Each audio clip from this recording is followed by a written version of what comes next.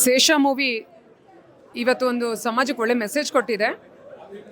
ಮೂವಿಲಿ ಕರಪ್ಷನ್ನು rice ಆಗೋದ್ರಿಂದ police ಇಲಾಖೆಯವರು ವರ್ತಿಸುವಂಥ ಒಂದು ಅಧಿಕಾರ ದುರುಪಯೋಗ ಏನು ಮಾಡ್ಕೊಳ್ತಾರೆ, ಈ ವಿಚಾರವಾಗಿ ಜನಸಾಮಾನ್ಯರಿಗಾಗೋ ನಷ್ಟದಲ್ಲಿ ಆ ಒಂದು ಫ್ಯಾಮ್ಲಿ ಯಾವ ರೀತಿ ವಿರೋಧ ಮಾಡುತ್ತೆ ಅನ್ನೋದನ್ನು ಈ ಸಿನಿಮಾ ತೋರಿಸಿದೆ.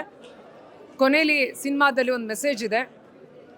ಬೇರೆ ಇಲಾಖೆಗಳು, ಸರ್ವಿಸ್ ಇಲಾಖೆಗಳು ಸರ್ಕಾರದಲ್ಲಿ ಆಲ್ಟರ್ನೇಟ್ ಇದೆ, ಪೊಲೀಸ್ ಇಲಾಖೆಯಲ್ಲಿ ಆಲ್ಟರ್ನೇಟ್ ಇಲ್ಲ ಅನ್ನೋದು ಇದು ನಿಜಕ್ಕೂ ಒಂದು ಒಳ್ಳೆ ಮೆಸೇಜ್ ಇದೆ ಸಮಾಜದಲ್ಲಿ.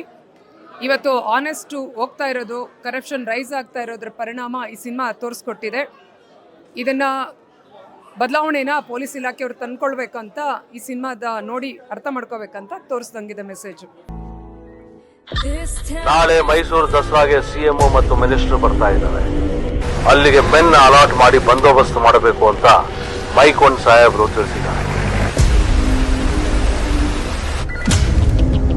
Hello, Pushpagiri police station.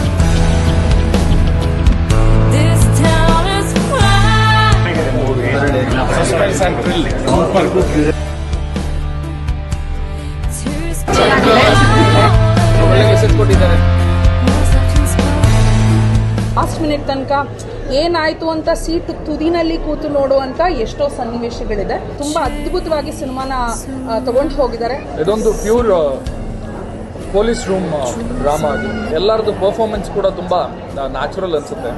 ಇದನ್ನು ನೋಡುವಾಗ ನನಗೆ ಸ್ವಲ್ಪ ವೀರಪ್ಪನ ಕಾರ್ಯಾಚರಣೆಗಳು ನೆನಪು ಬರ್ತಾ ಇತ್ತು.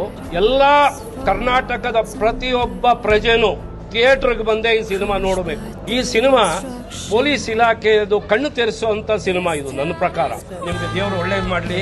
ತುಂಬಾ ಚೆನ್ನಾಗಿ ತೆಗೆದಿದ್ದೀರಾ ಪಿಕ್ಚರ್, ಕೊನೆಯವರೆಗೂ ಬಹಳ ಚೆನ್ನಾಗಿ ಮಾಡಿದ್ದೀರಾ. ಚಿತ್ರದಲ್ಲಿ ಕ್ಷಣ ಕ್ಷಣಕ್ಕೂ ಕುತೂಹಲ ಇತ್ತು. ಕುತೂಹಲಕ್ಕೆ ಕೊನೆ ಹಂತದಲ್ಲಿ ಸಂಪೂರ್ಣವಾಗಿ ವಿವರಣೆಯನ್ನು ಕೂಡ ಕೊಟ್ಟಿದ್ದಾರೆ. ಚಿತ್ರ ಬಹಳ ಅದ್ಭುತವಾಗಿ ಮೂಡಿ ಬಂದಿದೆ. ಈ ದೇಶಕ್ಕೆ ಒಂದು ಒಳ್ಳೆ ಮೆಸೇಜ್ ಇರೋಂಥ ಒಂದು ಶೇಷ 2014 ಒಂದು ಫಿಲಮ್ನ ಕೊಟ್ಟಿದ್ದಾರೆ.